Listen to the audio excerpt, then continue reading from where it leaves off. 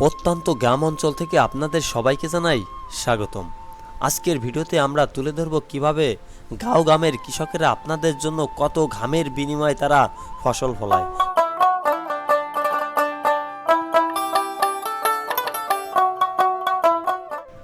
পাখির কিচিরমিচির শব্দে আর মোরকের ডাকে ভাঙে কৃষকের ঘুম।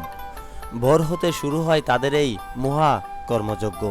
এই কর্মযজ্ঞ চলে দিনভর।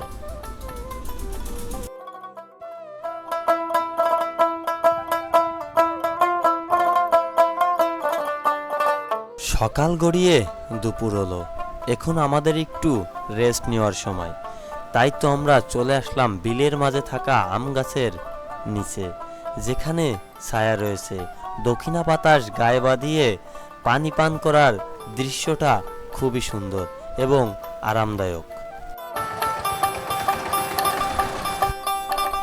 দিনভর কর্ম শেষে বিকেলবেলা শুরু হয় ধান গাছ থেকে ধান ছাড়ানোর এক মহা কর্মযজ্ঞ। এভাবেই কিন্তু গ্রাম বাংলার কৃষকেরা আমাদের জন্য কষ্ট করে। তাদের জন্য সবাই একটু শেয়ার করে দিবেন ভিডিওটা।